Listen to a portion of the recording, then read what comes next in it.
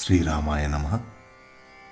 శ్రీమద్ వాల్మీకి రామాయణం సుందరకాండం ప్రథమ సర్గ 67వ శ్లోకం. యం యం దేశం సముద్రస్య జగామ సమహాకపిః ససత్తస్యోర్వేగేన సోన్మాద ఇవ లక్ష్యతే. వానర శ్రేష్ఠుడైన ఆ హనుమంతుడు అతని ప్రబల వేగంతో సాగరం దాటిపోతున్నప్పుడు ఏ ప్రదేశాలను ఆయన చేరాడు. ఆయా ప్రదేశాలు ఆయన వేగానికి అల్లకల్లోలమై ఉన్మాదభరితంగా కనిపించినాయి. 68వ శ్లోకం. సాగరస్యోర్మిజాలానామురసాశైలవర్ష్మణాం అభిఘ్నంస్తు మహావేగః పుప్లువేశ మహాకపిః. కొండలంత ఎత్తుగా ఎగురుతున్న సాగర కెరటాలను హనుమంతుడు తన రొమ్ములతో నెడుతూ వాటిని చిన్నాభిన్నం చేస్తూ మిక్కిలి వేగంగా సముద్రాన్ని దాటుతున్నాడు. 69వ శ్లోకం. కపివాతశ్చ బలవాన్ మేఘవాతశ్చ నిస్సృతః సాగరం భీమనిర్ఘోషం కంపయామాస తుర్భృశం. హనుమంతుడి గమన వేగం కారణంగా ఏర్పడిన బలమైన వాయువు, మేఘముల నుండి వచ్చే వాయువు కలిసి భయంకరమైన ధ్వనితో సాగరాన్ని తీవ్రంగా కంపింపజేసినాయి. 70వ శ్లోకం. వికర్షన్నూర్మిజాలాని బృహంతి లవణాంభసి పుప్లువే కపిశార్దూలో వికిరన్నివరోదసి. ఆ లవణ సముద్రం నందు ఉవ్వెత్తున ఎగురుతున్న పెద్ద పెద్ద కెరటాల గుంపులను చెల్లాచెదురు చేస్తూ ఆ హనుమంతుడు భూమిని ఆకాశాన్ని విభజిస్తున్నట్టుగా ఎగురుతూ వెళ్ళిపోయాడు. 71వ శ్లోకం. మేరుమందర సంకాశానుద్దతాన్ సమహార్ణవే అతిక్రామన్ మహావేగస్తరంగాన్ గణయన్నివ. మహావేగ గమనుడైన ఆ హనుమంతుడు మేరుమందర పర్వతాలంత ఎత్తు ఎగిరెగిరి పడుతున్న ఆ సముద్ర కెరటాలను లెక్క పెడుతున్న వాడిలాగా ముందుకు సాగిపోయాడు.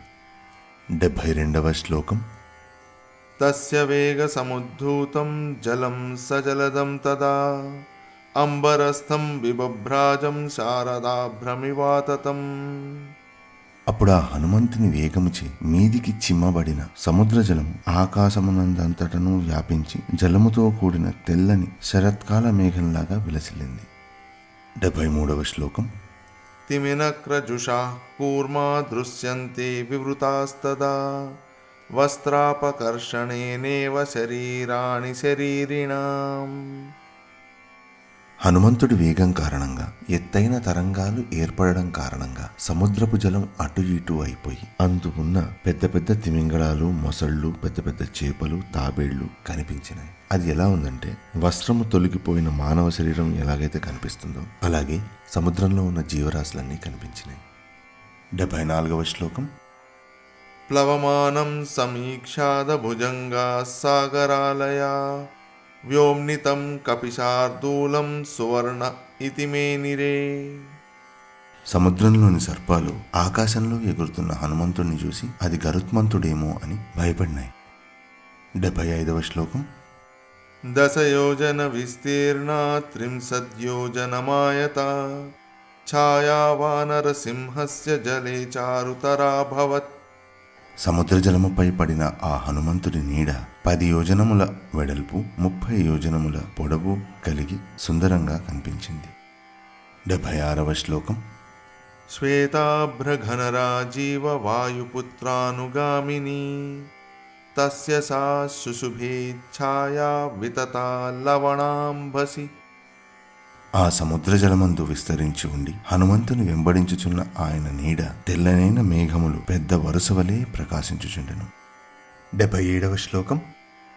శుశుభేశ మహాతేజ మహాకాయో మహాకపిః వాయుమార్గే నిరాలంబే పక్షవానివ పర్వతః. గొప్ప శరీరము, మహా తేజస్సు గల ఆ వానర శ్రేష్ఠుడైన హనుమంతుడు ఏ ఆధారమూ లేని ఆకాశమందు ఎగురుతూ 2 రెక్కలు గల ఒక పర్వతంలాగా ప్రకాశించుచుండెను.